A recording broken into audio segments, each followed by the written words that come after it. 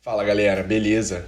Gotti aqui com vocês. Bom, hoje a gente vai começar um pouco do nosso estudo sobre radioatividade. É um tema muito legal, tem vários pontos interessantes a serem falados sobre radioatividade. Então, sem demorar muito, vamos começar. Cara, afinal de contas, o que é a radioatividade? Aqui eu botei uma definição interessante para você, né? A radioatividade pode ser entendida como um fenômeno natural que acontece quando tem um núcleo instável. Esse núcleo instável, assim como tudo no universo, está procurando adquirir estabilidade. Como que ele procura adquirir essa estabilidade? Antes de começar a explicação de como o processo de radioatividade ocorre, eu quero que você entenda que dentro do núcleo do meu átomo existem forças de repulsão e forças de atração. As forças de atração mantêm o meu núcleo junto, né?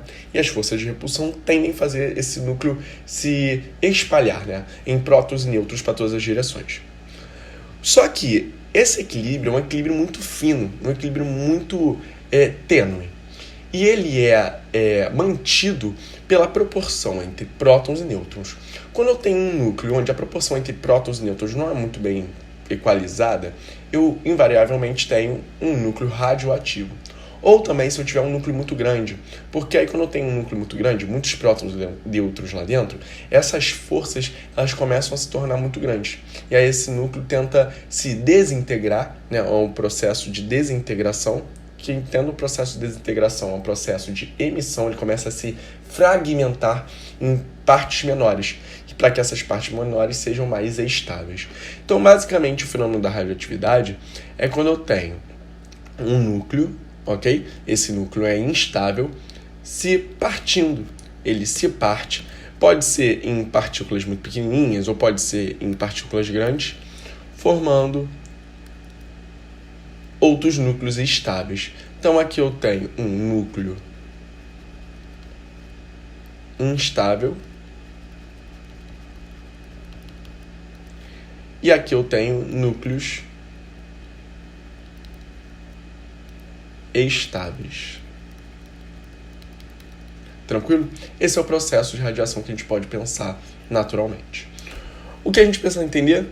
Como que ele se desintegra?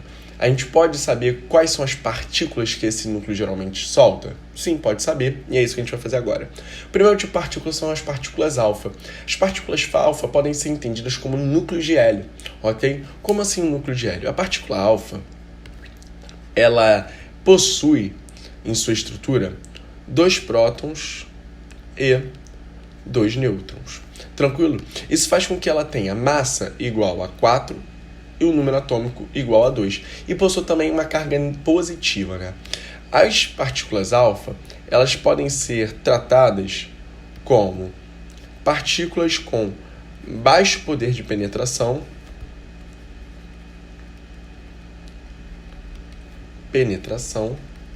ou seja, elas não atravessam muitas coisas, né? Tem isso uma medida aí que a partícula alfa não consegue atravessar uma folha de papel. Porém, tem um grande efeito, né, quando o ser humano é exposto à emissão alfa. As partículas alfa causam queimaduras, ok? Causam queimaduras. Então, quando você é exposto à radiação alfa, ocorre uma queimadura superficial na sua pele, né? Conforme você vai sendo exposto a esse tipo de radiação, mais queimaduras vão acontecer no seu corpo. Tranquilo? Bom, vamos continuar. Próximo tipo de partícula emitida são as partículas beta. As partículas beta podem ser entendidas como um elétron que está dentro do núcleo. Como assim um elétron está dentro do núcleo? Esse elétron não está lá de fato, mas ele é gerado a partir da desintegração de um nêutron. Como assim desintegração de um nêutron?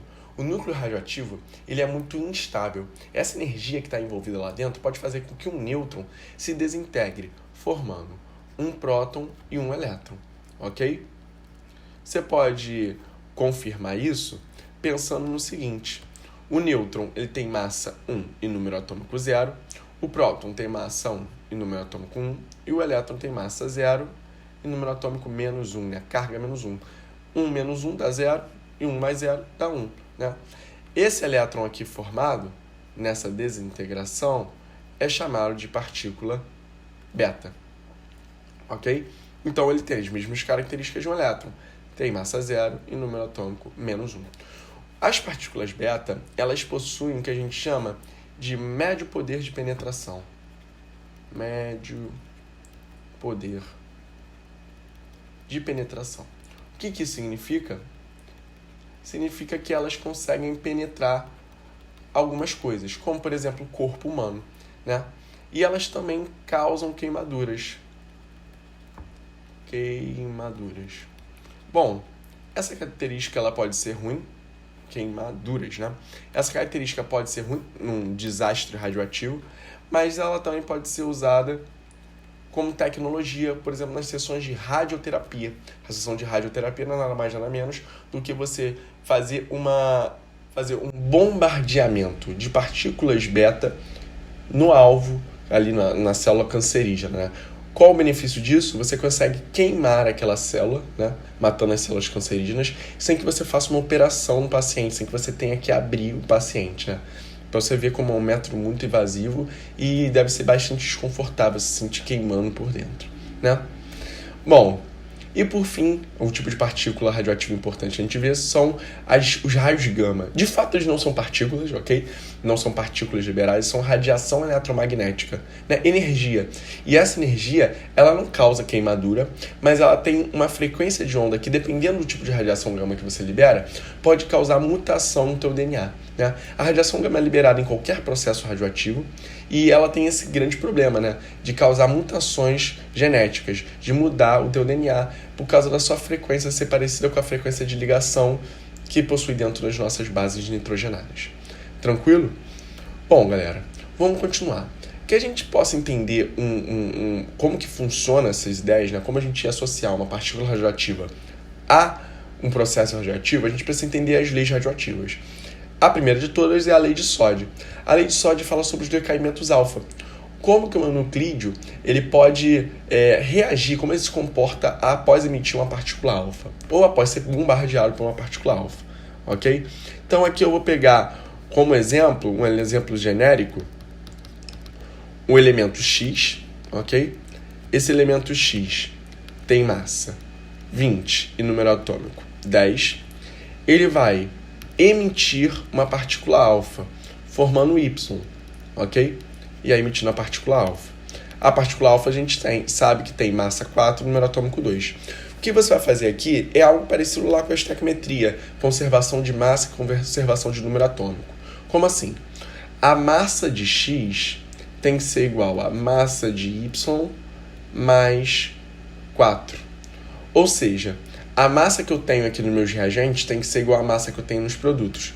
Com isso, você pode dizer que a massa de Y é igual a 16, né? Esse daqui é 20, vai para o outro lado. Então, a massa de Y é 16. 16 mais 4, 20. Ok? A mesma coisa funciona para o nosso número atômico.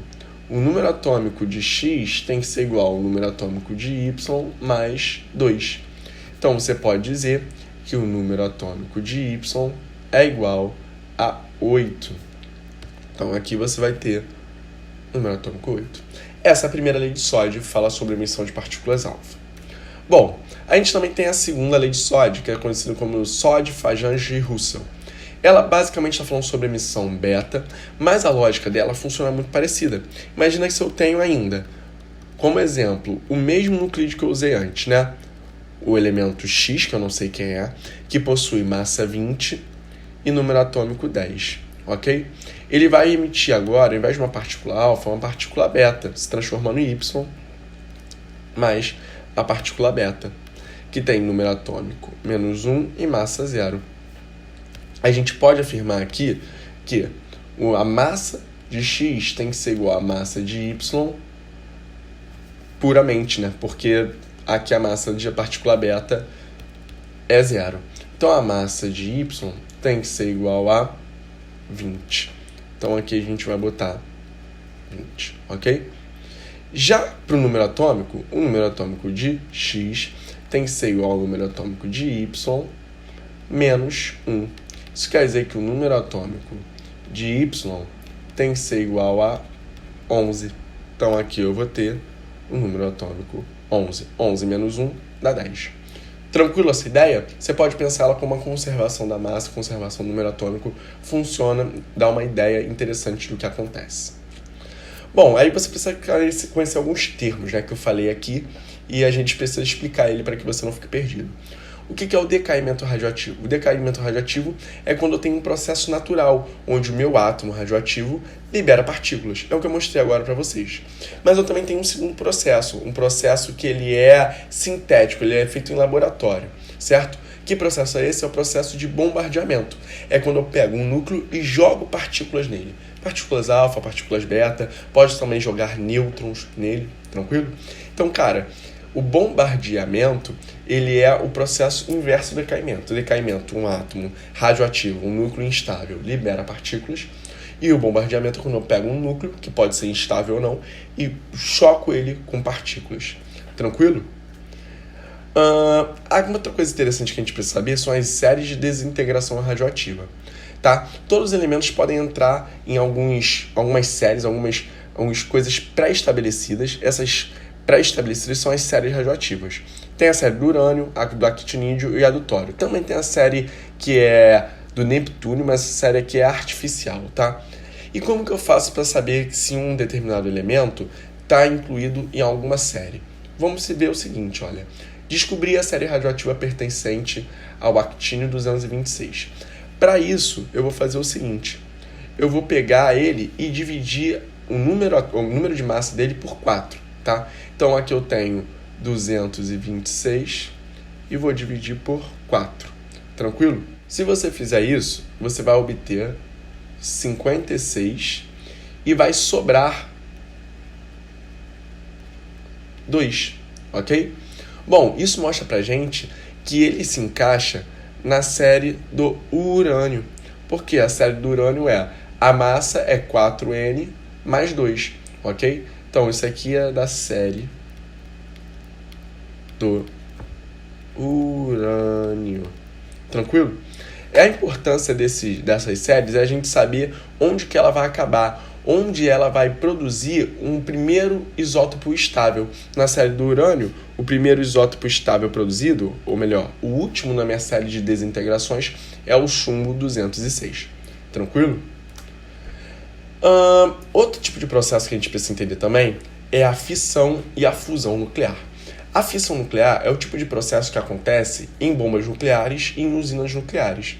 Ela basicamente é quando eu bombardeio um núcleo, esse núcleo ele tem que ser fissível, ele tem que ser instável, e eu consigo quebrar esse núcleo em partículas menores. Esse processo libera uma grande quantidade de energia.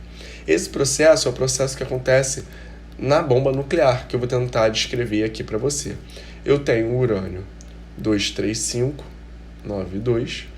Ele é bombardeado com um nêutron, tá? Que tem massa 1, número atômico 1, e produz bário 14056 mais criptônio 9336 mais 3 nêutrons, que tem massa 1 e número atômico 0. Aqui eu tinha até posto número atômico 1, né?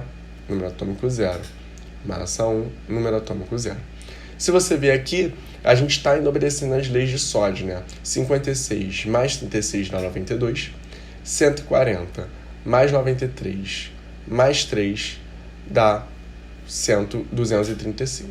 Ok? Mais 1, né? 135 mais 1 dá 236. Então aqui dá 236 também. Essa aqui é a reação da bomba nuclear, né? Da fissão do urânio. Se você reparar bem, a gente libera 3 nêutrons.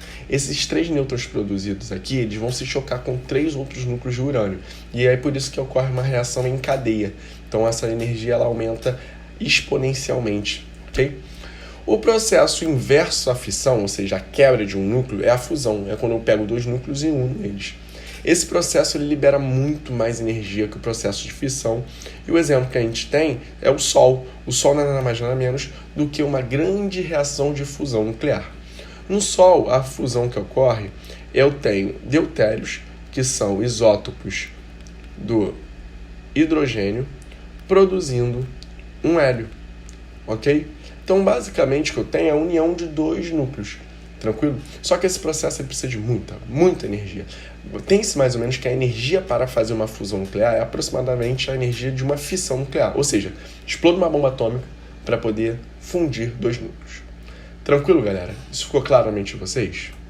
Bom, espero que você tenha entendido esse primeiro papo que a gente teve.